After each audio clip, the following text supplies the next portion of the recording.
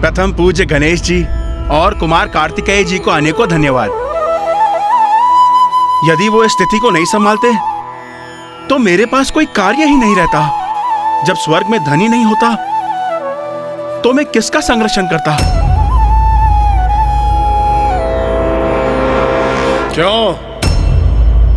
क्या कहा था तुमने कि हम सब देवताओं को यमलोक भेजोगे और हम सभी तुम्हारे आदेश पर वहां आत्माओं की गिनती करेंगे।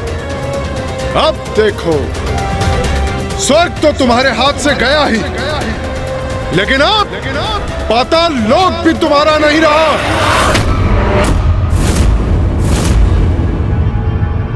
प्रतीत होता है तुम सब असुर यमलोक जाने पर बाध्य होंगे।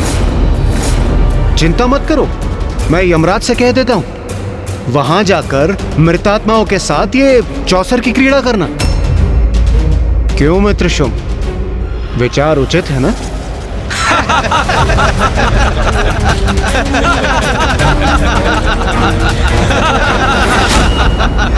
नहीं देवराजेंद्र, हम इन असुरों के समान नहीं हैं। हम कपट क्रीड़ा से इनका पाताल नहीं छीनेंगे इनसे। जो असुरों का था वो इन्हीं के पास रहेगा, क्योंकि अन्य किसी की संपत्ति पर लालच की दृष्टि रखना सर्वथा अनुचित है।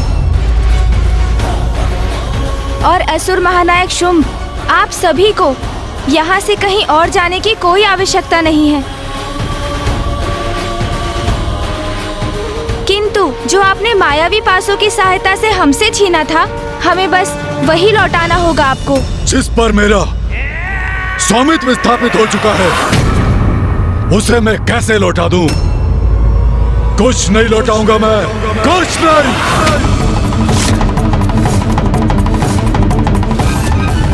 उचित है असुर महानायक शुंभ का निर्णय। हमारे जैसे महायोद्धाओं के होते हुए इन भीरू देवताओं को कुछ लौटाने की आवश्यकता नहीं। युद्ध करना होगा तो वो भी करेंगे हम, किंतु असुरों की इस विजय को पराजय में परिवर्तित नहीं होने देंगे। कदाचित अब इन देवताओं को अपनी सम्मिलित शक्ति का परिचय देना ही होगा हमें। ये दुष्ट तो युद्ध करने को आतुर है। असुर महानायक शुंभ, हमारे मध्य जो नियत हुआ था, जो शर्त थी, उसे तो आपको पूर्ण करना ही चाहिए। और वैसे भी छल से प्राप्त विजय मिथ्या विजय थी आपकी, इसलिए उस विजय के अनुसार आपको जो भी प्राप्त हुआ उन पर आपका स्वामित्व अनुचित है।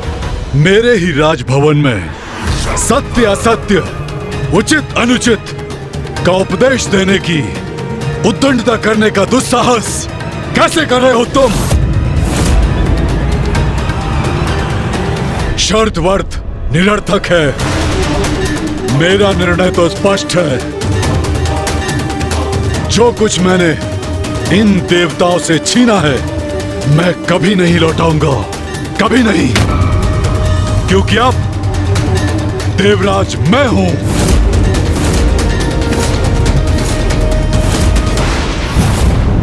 ये शुंभ क्या कर रहा है? सर्वथा अनुचित है इसका क्रोध के आवेश में बहना। इसका परिणाम भयंकर भी हो सकता है। उचित आचरण का तनिक भी ज्ञान नहीं है इन असुरों को। अतिथि के साथ ऐसा व्यवहार तो प्रथम बार देख रहा हूं मैं। सबको बंदी बना लो, कारागृह में सबको बंद कर डालो और इस गणेश को बेड़ियों में जकड़कर मेरे पास खींच कर इसके प्रत्येक दांव का उचित प्रतिशोध लूंगा मैं।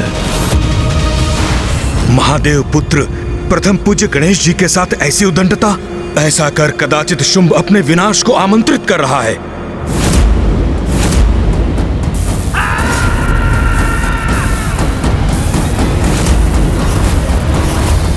अब हमारी विद्युत शक्ति के बंदी बनोगे तुम।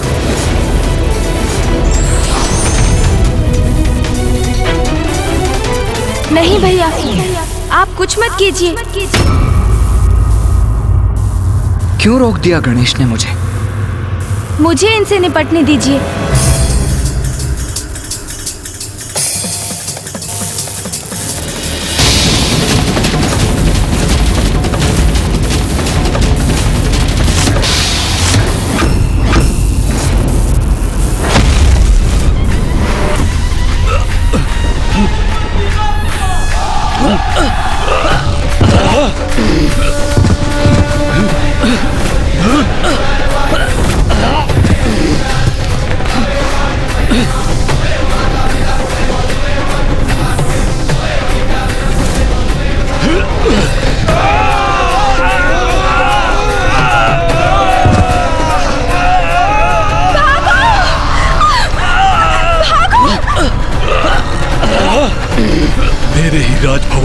मुझ पर और मेरे सेनापतियों पर ही अपनी शक्ति का प्रयोग किया इसने।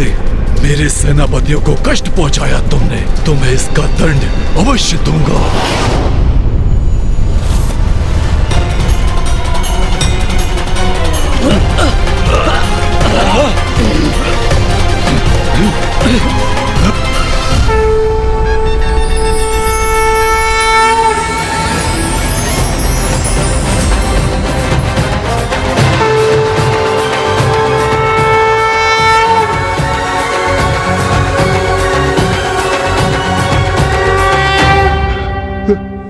ये कैसा प्रकाश है?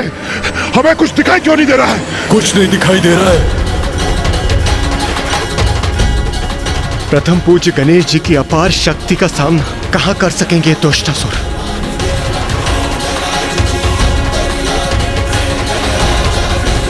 ये कैसा दिव्य प्रकाश है जिससे मेरे नेत्र चौंधिया रहे हैं?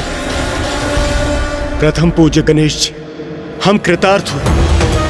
आपने इस विनाश से हमारी रक्षा ही नहीं की, अपितु अपने इस विराट रूप के दर्शन देकर हमें धन्य किया है प्रभु।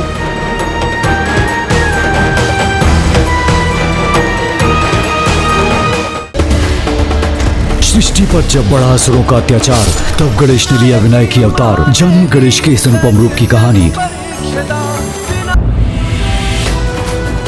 ये क्या महादेव पुत्र प्रथम पूज्य गणेश विराट रूप में दर्शन दे रहे हैं? किंतु मैं उन्हें क्यों नहीं देख पा रहा हूं?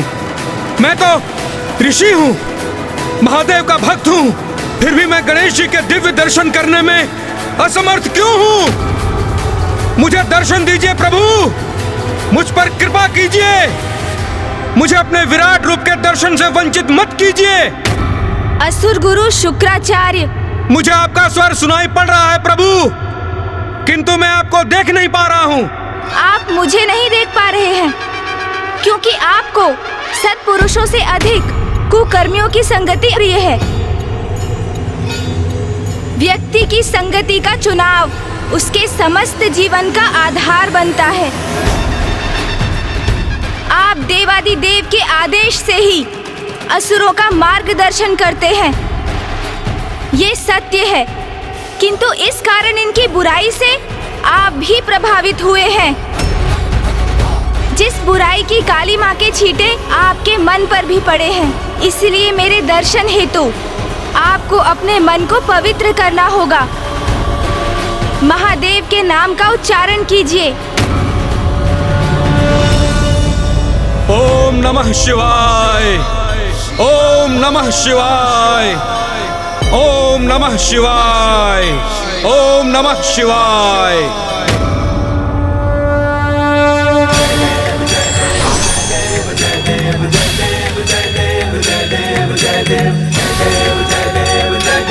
प्रभु, असुर गुरु शुक्राचार्य, आप असुरों के गुरु हैं, उनके पिता समान हैं। उनका मार्गदर्शन कर उनको विजयी बनाने का यथासंभव प्रयास करना आपका कर्तव्य है। किंतु ये तो अब आपको भी समझ जाना चाहिए कि छल का मार्ग अपनाकर आप अपने उद्देश्य में सफल नहीं हो सकते। आज आप ये क्या करने जा रहे थे? चौसर के दांव से, द्रुत क्रीड़ा से देवराज इंद्र के इंद्रासन, उनके पद और उनके स्वर्ग को उनसे छीनने जा रहे थे।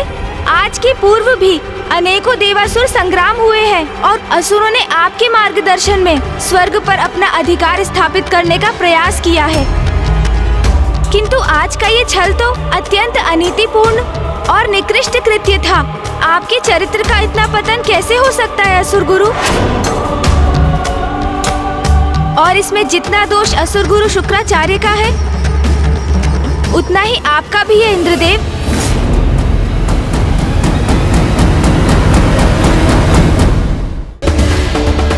सृष्टि पर जब बढ़ा असुरों का अत्याचार, तब गणेश ने लिया विनायकी अवतार। जानिए गणेश के इस अनुपम रूप की कहानी। और यहाँ ये भी कहना आवश्यक है कि इस द्रुत क्रीड़ा के संचालक असुर गुरु शुक्राचार्य जितने दोषी हैं, उतने दोषी आप भी हो गए हैं इसमें सम्मिलित होकर। जैसे ही चौसर की क्रीड़ा द्रुत क्रीड़ा अर्थात जुए में परिवर्तित हुई, आपको उसे उसी समय रोक देना चाहिए था इंद्रदेव। कोई बालक नहीं, देवराज है आप।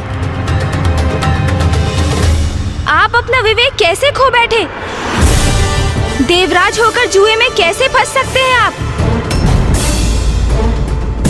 आपको तनिक भी ज्ञात नहीं कि द्रुत क्रीड़ा का, जुए का तो एक ही संभव परिणाम है, व्यक्ति का पतन, जो आज आपके साथ भी हुआ। यहाँ देवराज बनकर आए थे आप, किंतु देखते ही देखते अपना सर्वस्व दांव पर लगा दिया आपने। मान, मर्यादा, पद, संपत्ति, अपना सब कुछ खो बैठे आप। और उससे भी अधिक दुख की बात तो ये है इंद्रदेव, उनको भी दांव पर लगा दिया जिन पर एकमात्र आपका अधिकार नहीं, सभी देवी देवताओं का भी सम्मिलित अधिकार है। और इतना ही नहीं, आपने तो अपनी माता, हम सबकी माता माँ कामधेनु को भी दांव पर लगाने में संकोच नहीं किया। आपको तो स्वयं पर लज्जा आनी चाहिए इंद्रदेव। स्मरण रहे, द्रुत क्रीड़ा अर्थात जुए की क्रीड़ा में जो भी सम्मिलित हुआ है, उसने सदा अपने पतन का मार्ग निर्धारित किया।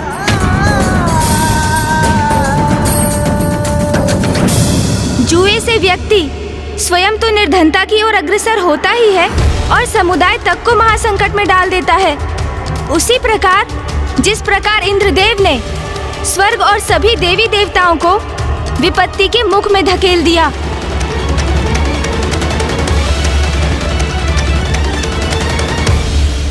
इतिहास साक्षी रहेगा कि जब जब संसार में द्रुत क्रीड़ा होगी, जुआ होगा, तब तब संसार विनाश और पतन की क्रीड़ा का भी प्रत्यक्षदर्शी बनेगा।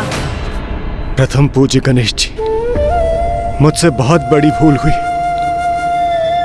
मैं अपने आचरण, निर्णय और व्यवहार के लिए लज्जित हूं प्रभु। मैं आपसे वचन देता हूं, ऐसी भूल मुझसे पुनः नहीं होगी। मुझे क्षमा कर दीजिए प्रभु, क्षमा कर दीजिए मुझे।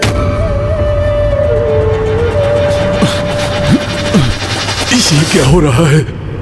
असहनीय पीड़ा हो रही है मुझे। प्रतीत होता है दृष्टिहीन हो जाऊंगा मैं।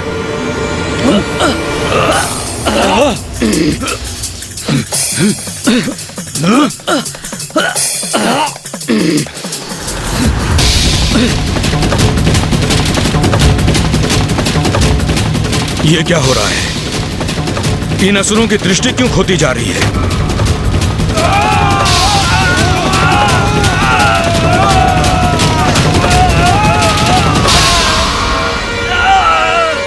मेरे इस विराट रूप में मेरे दर्शन सभी के लिए संभव नहीं है असुर गुरु शुक्राचार्य। इन असुरों की संगति के कारण आप भी मुझे नहीं देख सकते थे, किंतु महादेव के नाम के जाप से अपना मन शुद्ध कर आप मेरे पंचमुखी रूप के दर्शन करने के योग्य बने। और ऐसा इसलिए हुआ क्योंकि आप एक ऋषि हैं, अन्यथा मेरे दर्शन प्राप्त करने में तो देवताओं को भी कठिनाई हो रही है। सत्य तो ये है कि जो मन, वचन और कर्म से शुद्ध है, जिनका मेरे प्रति भक्ति भाव है, वही इस रूप में बिना कष्ट पाए मेरे दर्शन कर पाते हैं।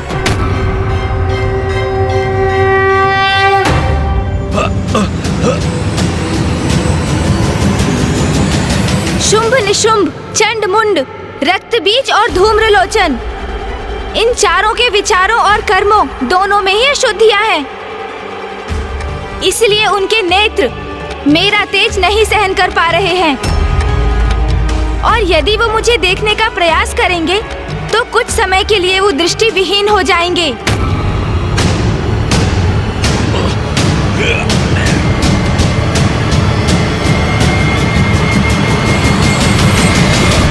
अभी भी समय है, संभल जाइए असुर गुरु।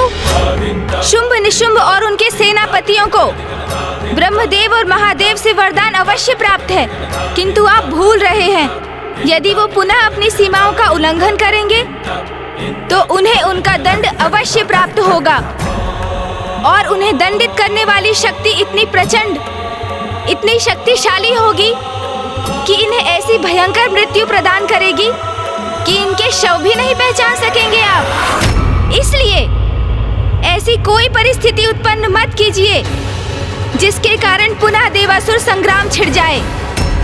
क्योंकि आपके शिष्य असुर कितने भी बलशाली क्यों ना हो जाएं, उनके अधर्म के प्रति उनका रुझान और उनका अविवेकपूर्ण आचरण उन्हें कभी विजय नहीं होने देगा।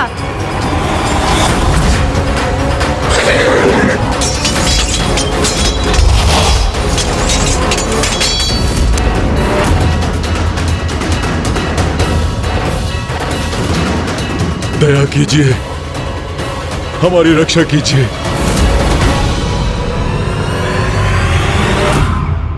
असुर गुरु शुक्राचार्य, ये मेरी चेतावनी है आपके लिए।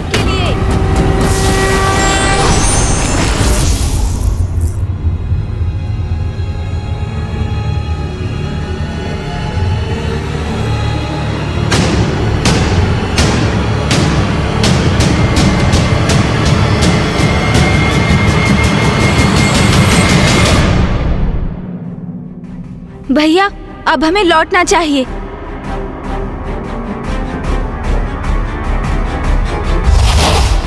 मैं इनको नहीं जाने दूंगा। मैं इनका वध कर दूंगा।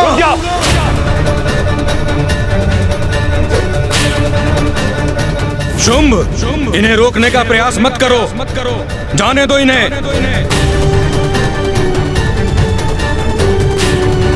हमने इनसे जो भी प्राप्त किया है शांति पूर्वक लौटा दो।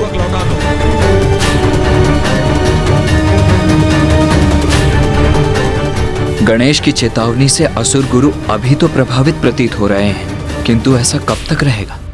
तुम्हारे और इंद्रदेव के बीच यही नियत हुआ था। उस शर्त की मर्यादा का पालन करो और देवताओं की निधियों को वापस लौटने दो।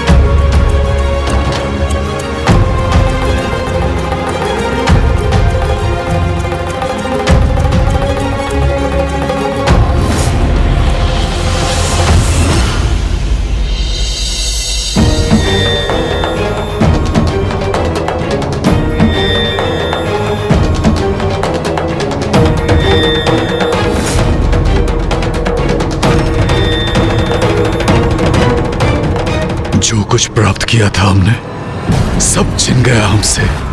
हमारा पाताल पुनः अपनी समृद्धि खो रहा है।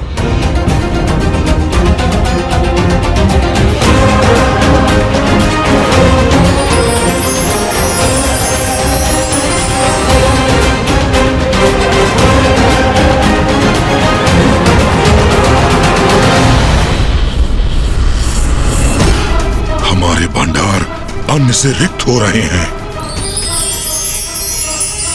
पाताल के वृक्ष आदि भी प्रभावित हो रहे हैं।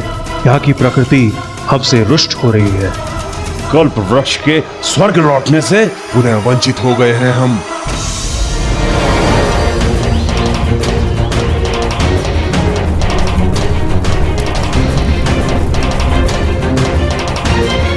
हमारी विजय को पराजय में परिवर्तित कर दिया इन दोनों ने। आप बड़े चिंतित प्रतीत हो रहे हैं, किंतु आपको चिंता करने की कोई आवश्यकता नहीं है। असुर महानायक शुंभ जी, आपकी मणियां और स्वर्ण जो आपने स्वर्ग लोक भेजे थे, वो सभी आपके धन कोष में लौट चुके हैं। क्योंकि आप असुरों के विपरीत अनुचित साधन से प्राप्त किसी भी वस्तु को अपने अधिकार में नहीं रखते। हम मेरे विचार से हम यहाँ जो करने आए थे वो हो चुका है। अब सब कुछ यथावत हो गया है, तो हमें यहाँ से प्रस्थान करना चाहिए गणेश।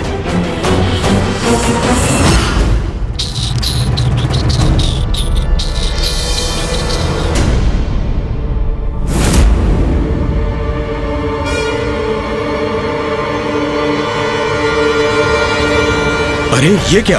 गणेश जी और कुमार कार्तिकेय जी ने तो भोजन तक स्वीकार नहीं किया। छल मैंने नहीं, आपने किया है असुर महानायक। मायावी पासों से क्रीड़ा कर अन्याय तो आप कर रहे थे। कदाचित उन्हें आरंभ से ही ज्ञात था कि यहाँ देवताओं के साथ छल हो रहा है, और ऐसे स्थान पर आतिथ्य स्वीकार कर भोजन ग्रहण करना उन्हें कदापि स्वीकार नहीं होगा।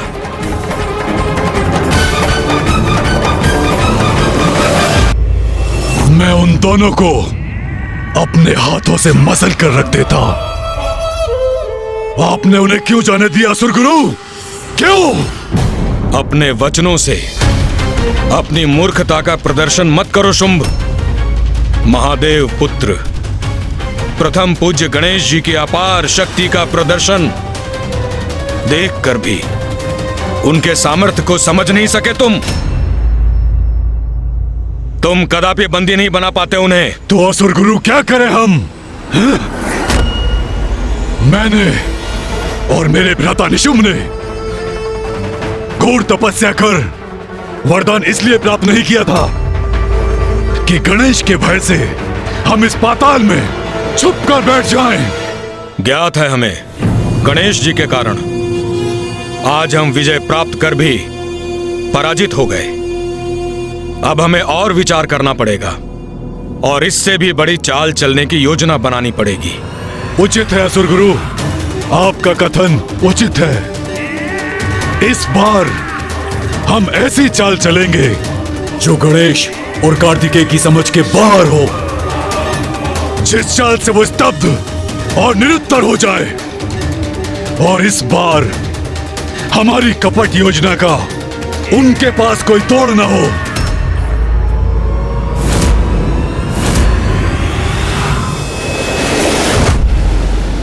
सत्य है, विघ्नों को दूर करते हैं आप। विघ्न कोई भी हो, पर अपनी दिव्य शक्ति और सूझबूझ से उसका हल ढूंढ ही लेते हैं विघ्नहर्ता गणेश जी। उन असुरों से स्वर्ग की रक्षा आपने और कुमार कार्तिकेय ने की, अन्यथा देवता तो स्वर्ग गंवा ही बैठते। अधर्म युक्त क्रीड़ा से असुरों ने स्वर्ग पर अपना अधिकार जमाने की चेष्टा की थी, जो सर्वथा अनुचित था ऋषिवर। और अनुचित को उचित बनाना तो हमारा कर्तव्य है। किंतु अब हमें और भी सतर्क रहना होगा, क्योंकि अपनी ही राजसभा में हुए अपमान का प्रतिशोध लेने शुंभ अवश्य आएगा। देवताओं को परास्त करने में अपनी संपूर्ण शक्ति झोंक देगा वो। और मैं और गणेश प्रत्येक बार देवताओं की रक्षा नहीं कर सकेंगे, क्योंकि हमारे भी हाथ बंधे हुए हैं। अंततः शुंभ और निशुंभ का वध माता के हाथों ही होना है। अब किसी भी प्रकार हमें माता को लौटाकर लाना ही होगा। क्यों गणेश, उचित कह रहा हूं ना मैं?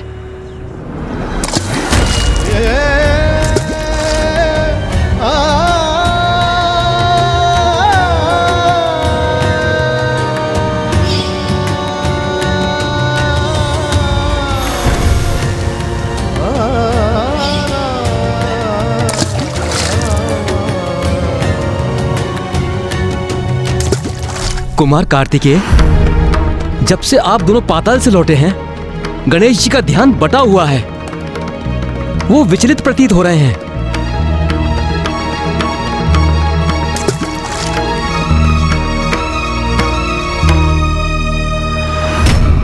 अवश्य ही गणेश को मां का स्मरण हो रहा होगा।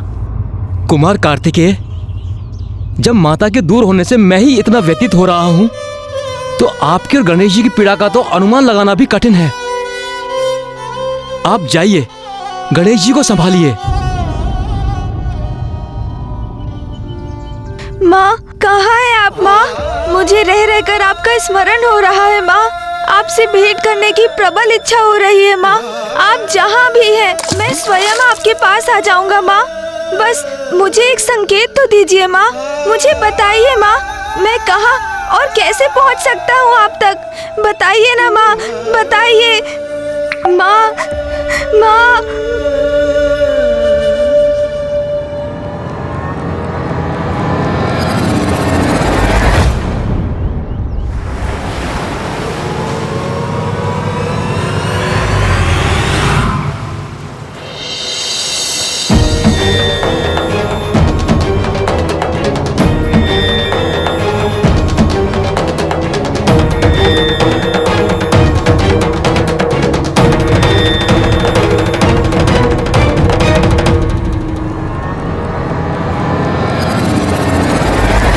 अनुज गणेश, तुम यहां अकेले क्यों खड़े हो?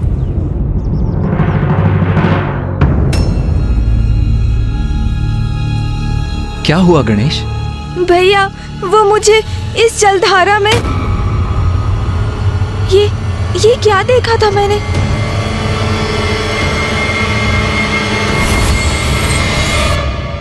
मुझे ज्ञात है गणेश कि नदी का ये तट, ये जलधारा तुम्हारे भीतर मां की स्मृति को जागृत कर तुम्हें भावुक कर रही है, क्योंकि अभी कुछ समय पूर्व मां महाकाली ने हमें यही दर्शन दिए थे।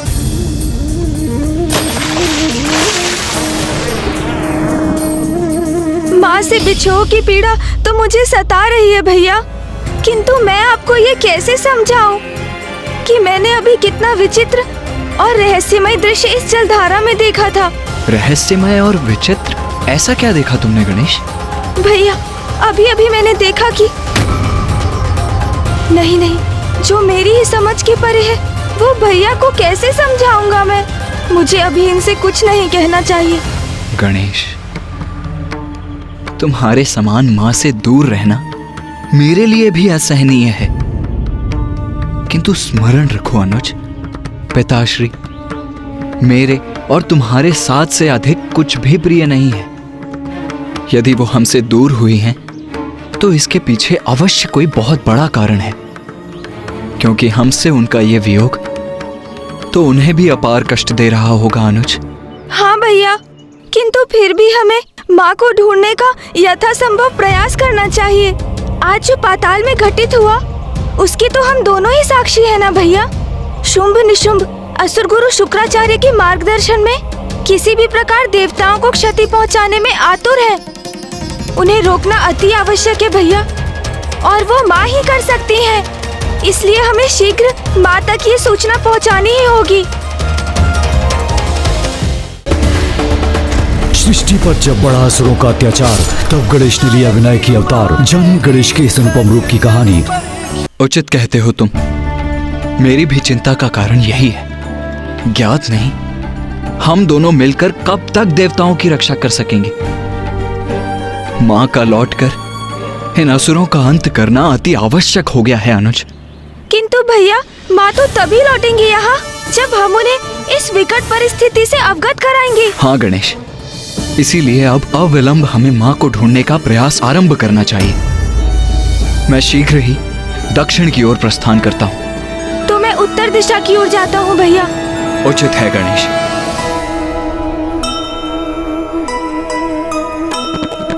माता के लिए पुत्र हुए व्याकुल,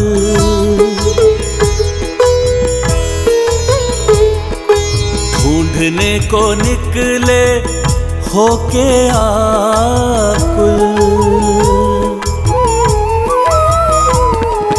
माता तरस का मन में ध्येया, दक्षिण में ढूंढे कुमार कार्तिकेया। उत्तर को जाए गजानन गणेशा, ममता बिन कुछ नहीं है शेषा।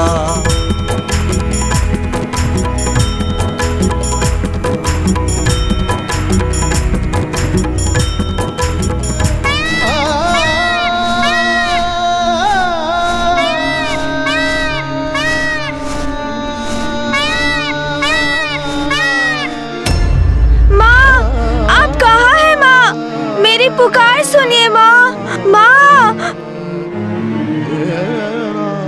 नहीं, मैं इस प्रकार निराश नहीं हो सकता।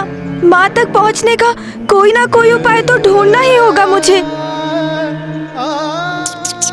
प्रभु, माता को ढूंढना है ना हमें, तो फिर हम यहाँ क्यों रुक गए?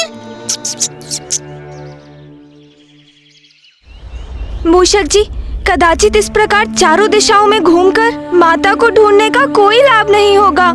उनके निकट पहुंचने के लिए हमें कोई युक्ति ढूंढकर एक योजना बनानी होगी। आप सर्वथा उचित कह रहे हैं प्रभु, किंतु ऐसी कौन सी युक्ति और किस योजना का प्रयोग करेंगे आप? मूषक जी, माँ किसी बड़े प्रयोजन से हमसे दूर गई है, इसलिए उनकी इच्छा के बिना उन्हें ढूंढने के हमारे सभी प्रयास विफल होंगे।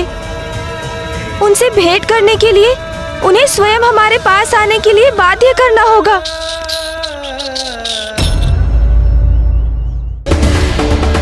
सृष्टि पर जब बढ़ा असुरों का अत्याचार, तब गणेश ने लिया विनायक की अवतार। जानिए गणेश के इस अनुपम रूप की कहानी।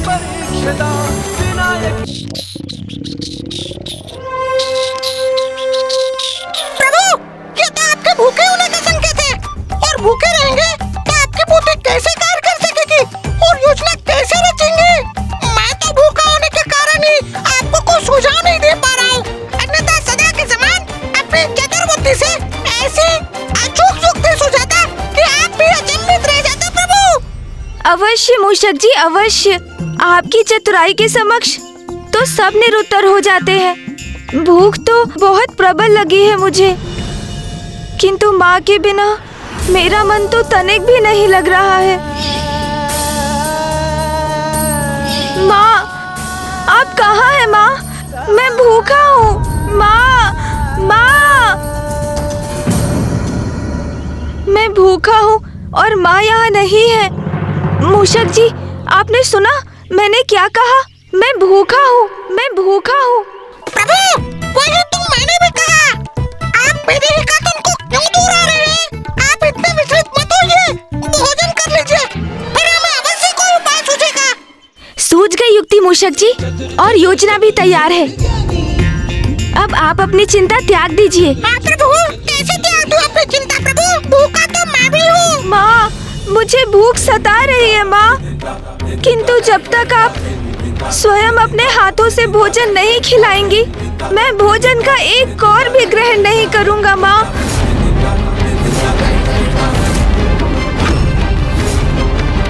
आप सुन रही है ना माँ?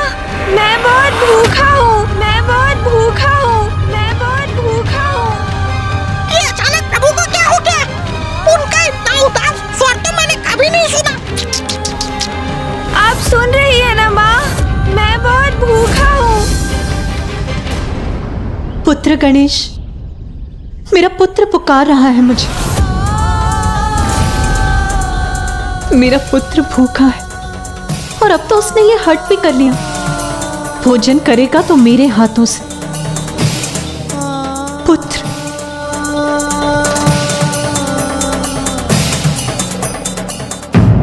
नहीं प्रभु, ऐसा मत कीजिए।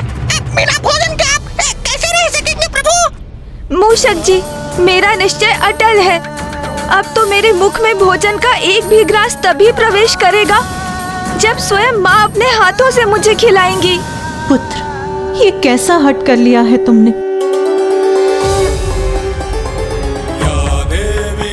योग नियम।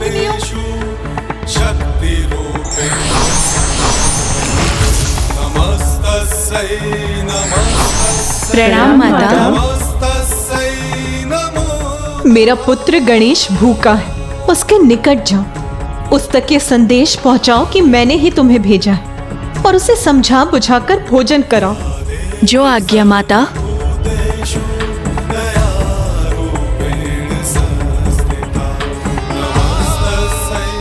पुत्र गणेश, अपना ये हट त्याग कर भोजन अवश्य करना तुम पुत्र।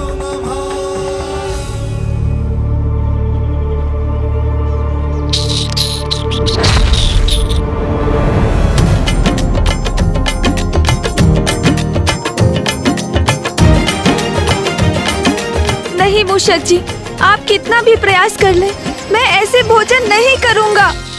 चाहे कुछ भी हो जाए, किंतु आज मैं तनिक भी लालच में नहीं आऊंगा। भोजन तो माँ के हाथों से ही करूंगा मैं।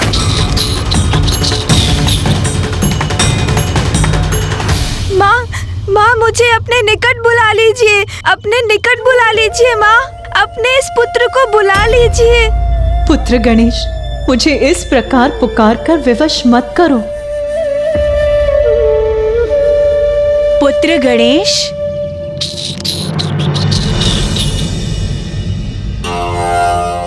पुत्र, हम 64 योगिनियां तुम्हारी माता के ही अंश हैं। प्रणाम माताओं। पुत्र, तुम्हारी माता तुम्हें लेकर बहुत चिंतित हैं। तुमने भोजन जो नहीं किया है, इसलिए उन्होंने हमें आदेश दिया है कि हम यहाँ आकर तुम्हें भोजन कराएं। प्रभु कुछ भोजन करेंगे तो मेरे भी उधर में कुछ जाएगा। अब योगिनी माता के ये आग्रह अस्वीकार मत कीजिएगा प्रभु। माताओं, मुझे क्षमा कीजिएगा। आप सभी मेरी माता के ही समान हैं। किंतु जब तक मैं स्वयं अपनी माता से भेंट नहीं करूंगा, भोजन तो मैं कदापि नहीं करूंगा। आप यहाँ माता के आदेश से आई है ना? तो इसका अर्थ है आपको ज्ञात है कि वो कहाँ है। और ये मेरा दृढ़ निश्चय है कि भोजन तो मैं उनके हाथों से ही प्राप्त करूंगा। इसलिए मुझे भोजन कराने के उनके आदेश का पालन करने हेतु आप सभी से मेरी प्रार्थना है कि आप मुझे उन तक ले चलिए। उचित है पुत्र, चलो हमारे साथ। अरे वाह प्रभु, आपकी युक्ति कार्य कर गई।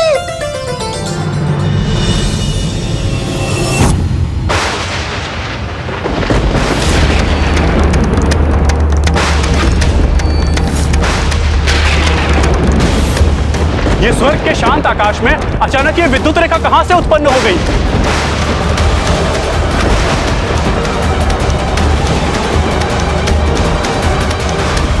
ये क्या हो रहा है?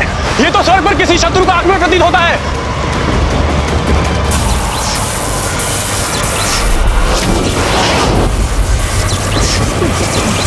अरे ये कैसे बंधन में बंध गए हम?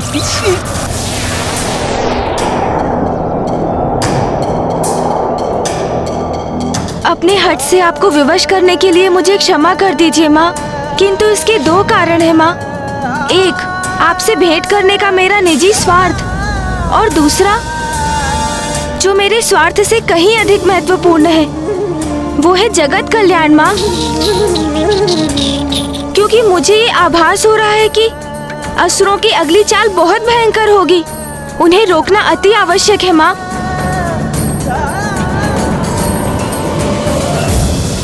प्रभु, इस मेघ में तो मुझे भी कुछ दिखाई नहीं दे रहा है। मूषक जी, दिखाई तो मुझे भी कुछ नहीं दे रहा, किंतु ये योगिनी माताएं हमारा मार्गदर्शन कर रही है ना, तो चिंता किस बात की। बस आप उनके पीछे चलिए। उचित है प्रभु।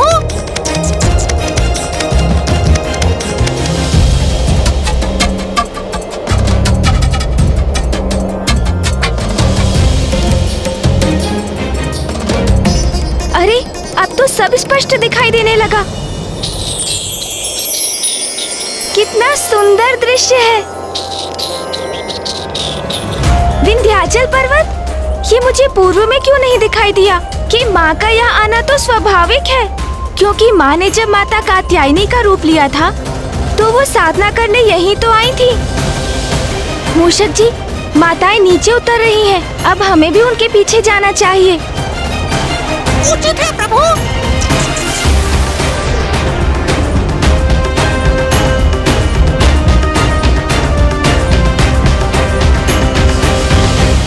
माँ, अब शीघ्र ही आपके दर्शन प्राप्त होंगे मुझे।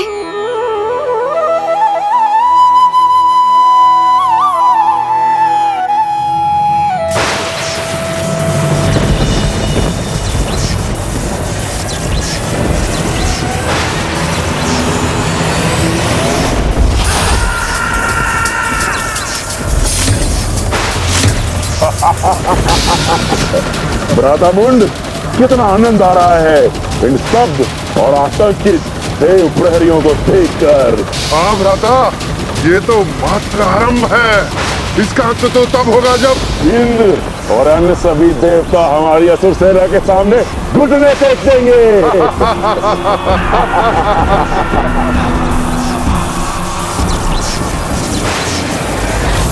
लो पुत्र गणेश, हम तुम्हें तुम्हारी माता के समीप ले आए। अब तुम उन्हीं के हाथों से भोजन करना। चलो आओ पुत्र। मूषक जी, भैया माँ को दक्षिण दिशा में ढूंढ रहे हैं। आप उनके पास जाइए और उन्हें बताइए कि माँ यहाँ है और उनको यहाँ लेकर आइए। उचित है प्रभु। जाइए आप मूषक जी, शीघ्र जाइए। चलिए माताओं।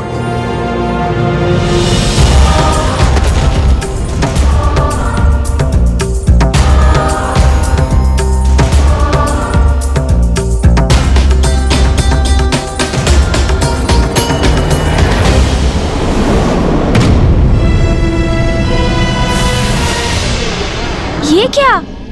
ये तो जैसे योगिनी माता इस पार से उस पार चली गई। ओह, प्रतीत होता है यहाँ ये अदृश्य द्वार है। माँ अवश्य उसके दूसरी ओर होंगी, अर्थात बस कुछ ही क्षणों में मैं माँ के निकट पहुँच जाऊंगा।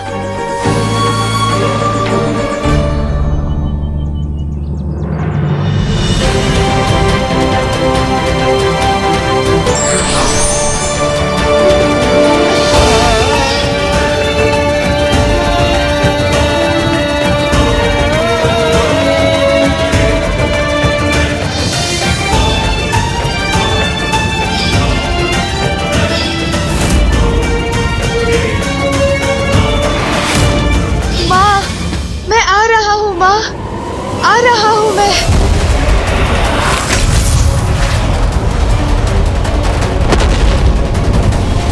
ये कैसा अवरोध है जो मुझे मेरी माँ से भेंट करने से रोक रहा है? इससे पूर्व असुर किसी नवीन कुटिल योजना को मूर्त रूप दे, उससे पूर्व ही मुझे हर अवरोध को पार करके माँ से मिलना होगा, अन्यथा बहुत विलंब हो जाएगा। माँ, मैं आपसे मिलने को व्याकुल हूँ। आप क्यों मुझे अपने पास आने नहीं दे रही?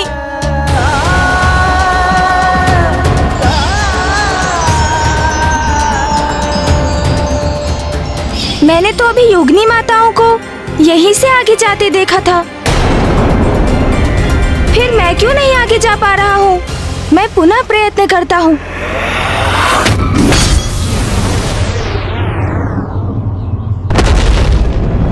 माँ, कहाँ हैं आप? मैं अब तक क्यों नहीं पहुँच पा रहा हूँ? माँ, इस स्थान में क्यों नहीं प्रवेश कर पा रहा हूँ मैं? योगिनी माताएं तो मुझे यहीं लेकर आई हैं और मैंने उन्हें भीतर जाते हुए भी देखा है, फिर ये बाधा मेरे मार्ग में ही क्यों आ रही है? उसे भेद कर माँ तक क्यों नहीं पहुँच पा रहा हूँ मैं? पुनः प्रयास करता हूँ मैं। संभव है माता को ज्ञात नहीं कि उनका पुत्र गणेश यहाँ पर है और भीतर आने की चेष्टा कर रहा है। जो भी है, माँ तक पहुँच कर ही रहूंगा मैं, किंतु उसके लिए शक्ति के साथ साथ बुद्धि का भी प्रयोग करना होगा मुझे।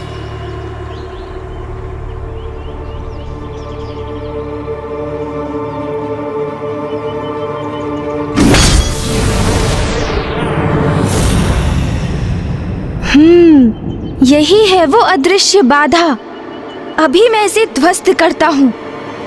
सोन जी, सहायता कीजिए मेरी।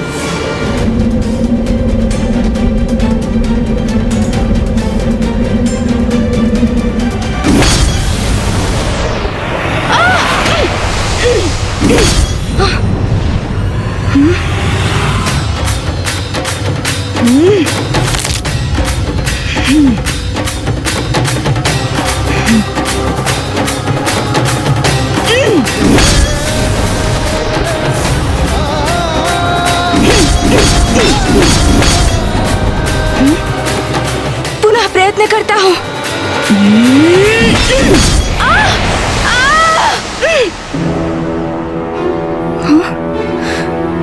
इस बार इस अदृश्य बाधा को भेद कर रहूंगा मैं।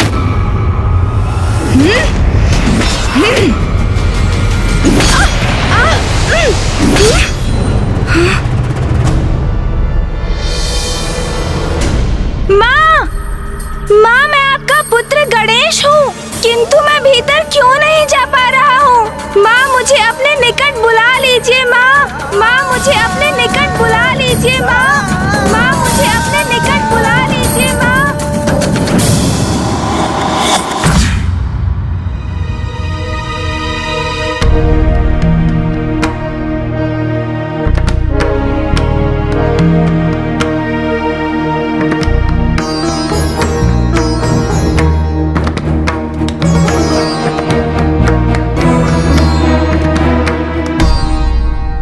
मैं बहुत लज्जित हूं देवगन।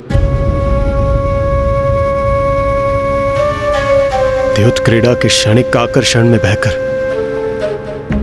मैं अपना इंद्रासन, अपना पद, अपना मान, अपनी प्रतिष्ठा सब कुछ खोने जा रहा था। यहां तक कि मैंने आप सभी को महासंकट में डाल दिया था। मैं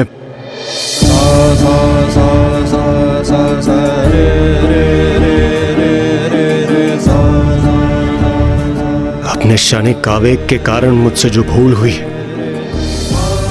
उसके लिए मैं आप सभी से क्षमा याचना करता हूं। मुझे क्षमा कर दे देवगन। इंद्रदेव, जो हुआ उसे भूल जाइए। हमें तो इस बात का आभारी होना चाहिए कि प्रथम पूज्य गणेश जी ने एक बार पुनः उचित समय पर आकर हमें इतने बड़े संकट से निकाल लिया। विघ्नहर्ता गणेश जी और देव सेनापति कुमार कार्तिकेय ने तो इस बार आकर हमें संकट से उबार लिया, किंतु अब असावधानी नहीं कर सकते हम। हमें असुरों के प्रति और सतर्क रहना होगा। देवराज इंद्र, मेरे विचार से हमें देव सेना को गतिशील कर किसी भी स्थिति के लिए तैयार करना होगा। हाँ इंद्रदेव, अग्निदेव उचित कह रहे हैं।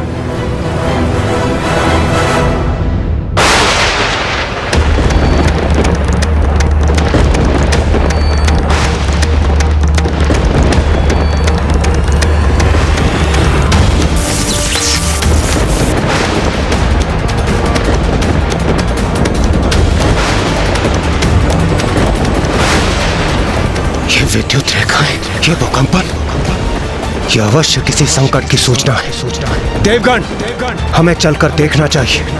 चलिए चलिए।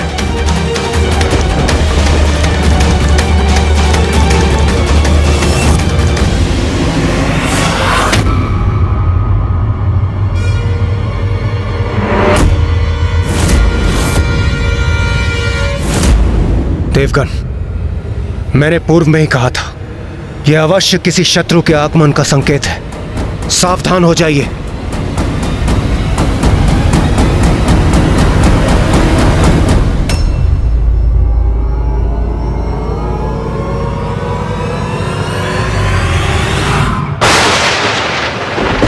देवगण, अपने अपने अस्त्रों का आवाहन कीजिए।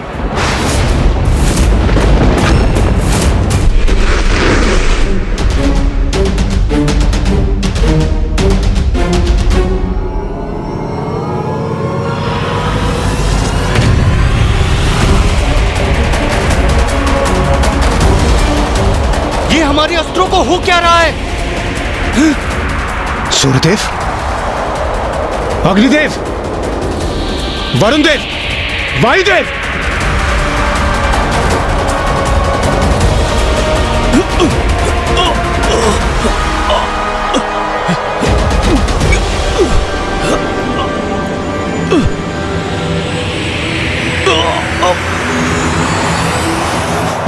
ये क्या हो रहा है?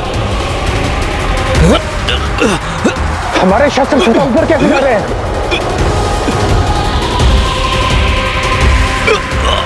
देवगण, ये हो क्या रहा है? अपने शस्त्रों को अपने नियंत्रण में रखिए। इतना विचित्र दृश्य तो मैंने पूर्व में कभी नहीं देखा।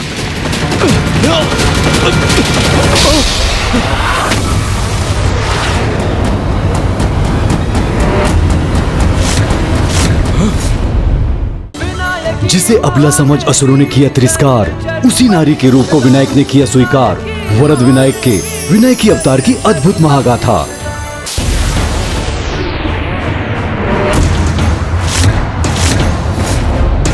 ये शस्त्र गतिशील होकर ऊपर की ओर कैसे उठ रहे हैं? क्या हो रहा है ये?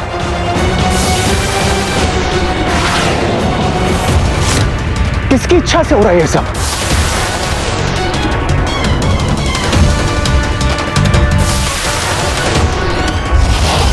देवगण, हमारे शस्त्र एकत्रित होकर एक दूसरे से संयुक्त हो रहे हैं। ये कैसा विचित्र संकट है? ये निर्जीव शस्त्र ऊपर उठकर एकजुट कैसे हो सकते हैं? अब हमारे अस्त्र शस्त्र जीवंत हो रहे। देखिए इंद्रदेव,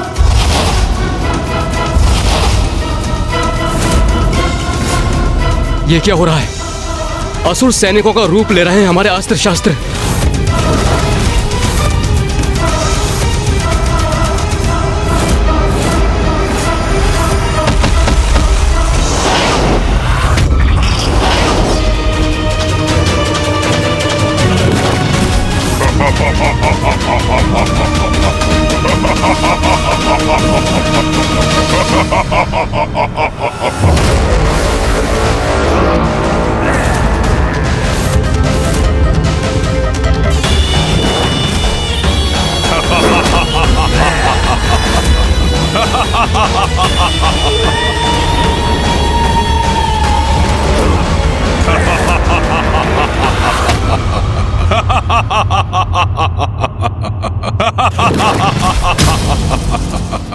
क्यों देवराजेंद्र, पहचाना मुझे?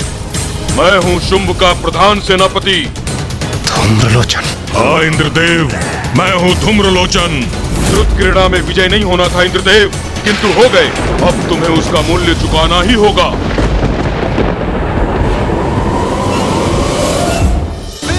जिसे अबला समझ असुरों ने किया तिरस्कार, उसी नारी के रूप को विनायक ने किया स्वीकार। वरद विनायक के विनय की अवतार की अद्भुत महागाथा। माँ मुझे अपने निकट बुला लीजिए माँ। माँ मुझे अपने निकट बुला लीजिए माँ। माँ मुझे अपने निकट बुला लीजिए माँ। पुत्र गणेश। माँ, मुझे ज्ञात है तुम मेरे निकट हो।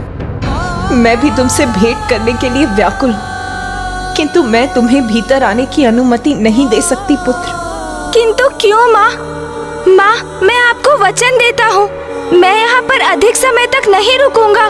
बस आपसे भेंट कर यहाँ से चला जाऊंगा माँ। पुत्र गणेश, तुम्हें तो ज्ञात है कि मैं यहाँ एक बड़े उद्देश्य के लिए आई हूँ, जिसके कारण मेरे पास मात्र स्त्रियां ही रह सकती हैं। इसीलिए मैं तुम्हें यहाँ बुलाने में असमर्थ हूँ। यदि तुम्हें मुझसे भेंट करनी है तो तुम्हें भी नारी रूप धारण कर यहाँ आना होगा, अन्यथा तुम्हारा यहाँ आना असंभव है। अन्यथा तुम्हारा यहाँ आना असंभव है। नारी रूप माता? किंतु ये कैसे संभव है? मैं तो एक पुरुष हूँ। ओ अग्निदेव, हमारा सामना करने हेतु देव सेना को तैयार करना चाहते थे ना तुम? तो इसके प्रति उत्तर में अब हम तुम्हें चकित कर देते हैं।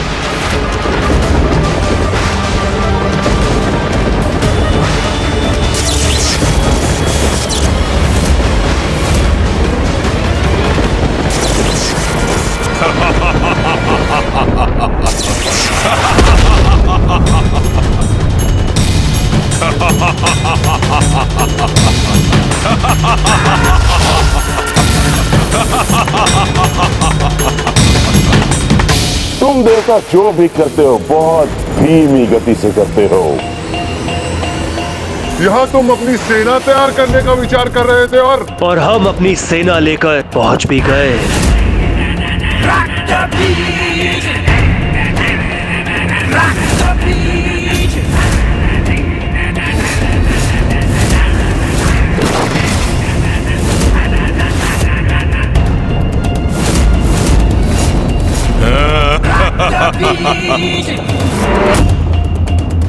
तो ये है देवराज इंद्र का राजभवन।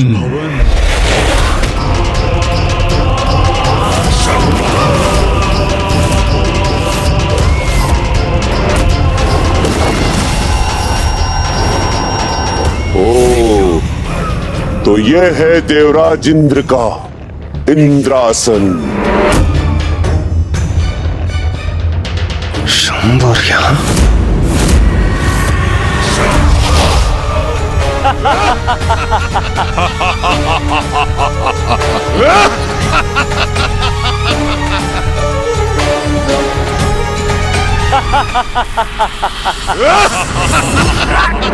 क्या हुआ इंद्रदेव?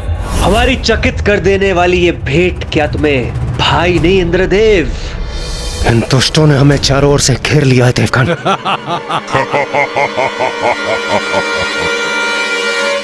क्या हुआ मित्र देवराज? तुम्हें हमें देखकर प्रसन्नता नहीं हुई क्या? अरे हमने तो सुना था कि स्वर्ग में मित्रों का स्वागत बड़ी धूमधाम से होता है।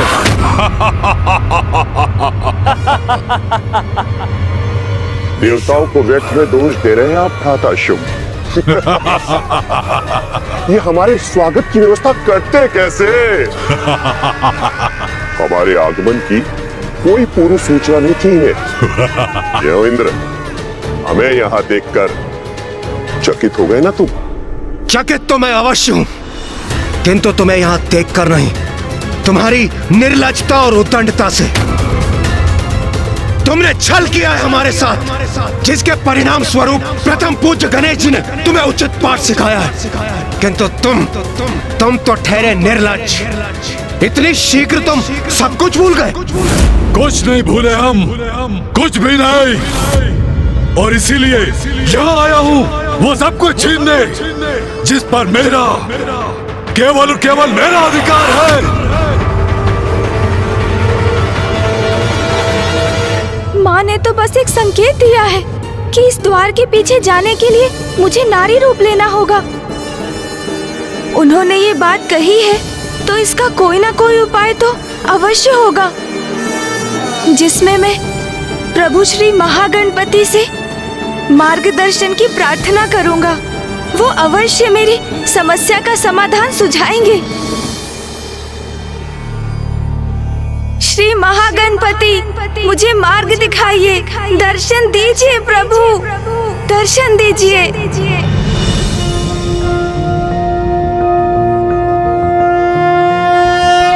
नमस्ते ब्रह्मरूपाय विष्णुरूपाय ते नमः। नमस्ते रुद्ररूपाय करिरूपाय ते नमः। विश्वरूप स्वरूपाय नमस्ते ब्रह्मचारिणे। भक्त प्रियाय देवाय नमस्तुभ्यं विनायक। ओम सिद्धि बुद्धि सहिताय महागणपतये नमः।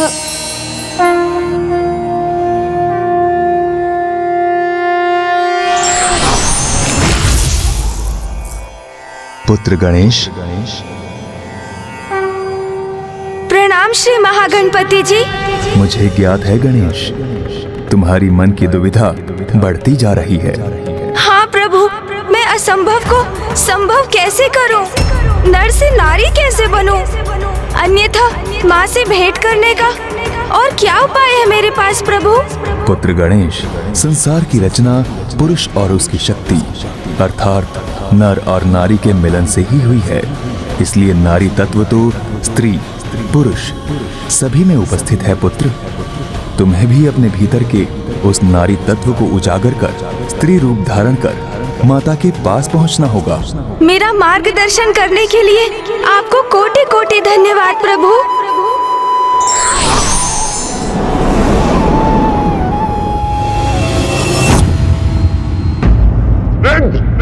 तुम्हारे मुख से छल की बात सुने क्यों हम?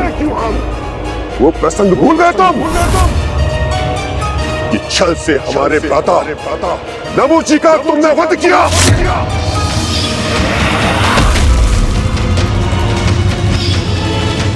उसका फल तुम्हें और तुम्हारे देवताओं को अवश्य भोगना होगा। अवश्य तुम्हारे पापों का चिंतन प्राप्त होगा तुम्हें। वार्तालाप का समय अब समाप्त हुआ। सैनिकों, आक्रमण! आक्रमण!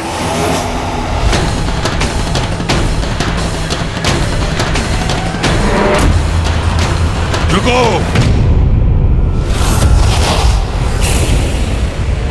जितने अस्त्र तुम उठाओगे उतनी ही मेरी शक्ति बढ़ाओगे अग्निदेव।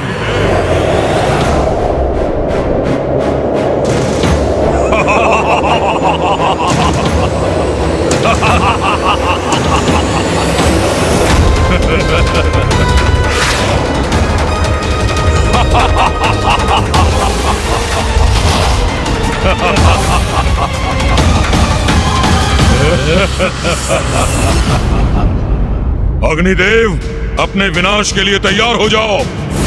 सैनिकों, आक्रमण!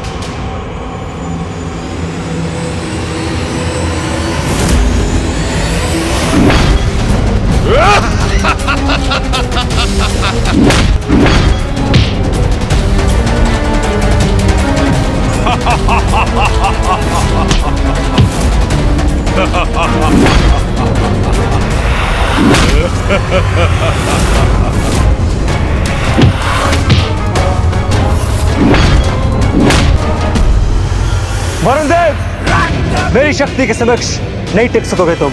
कौन किसके समक्ष टिकने का सामर्थ्य रखता है? कि अभी क्या हो जाएगा रक्त बीज।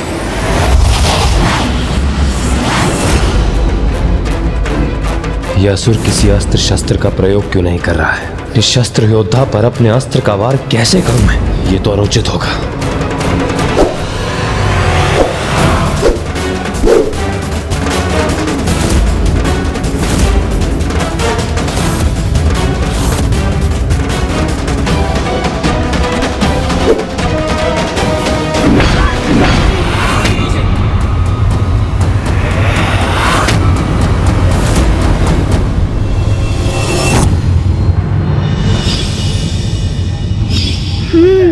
तो वो मेरा नारी स्वरूप था जिसे मैंने जल में देखा था।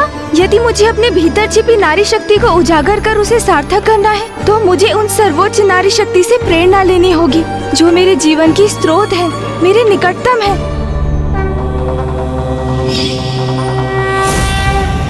नारी जो साहस, शक्ति, सौंदर्य और स्नेह की मूर्त रूप है, जो दया और ममता की सागर है, जिसमें विनम्रता भी है और स्वाभिमान भी, जो माता लक्ष्मी के समान सौंदर्य धारिणी है तो माता सरस्वती के समान विद्या और बुद्धिमता की स्वामिनी भी है, जो माता आदि शक्ति के समान शक्ति स्वरूपिणी है।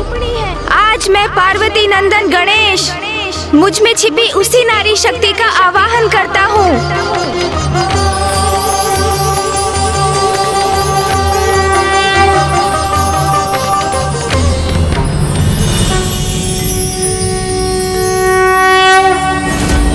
विनायकी महादेवी गज चर्म परीक्षदा, विनायकी महादेवी गज चर्म परीक्षदा, विनायकी महादेवी गज चर्म परीक्षदा।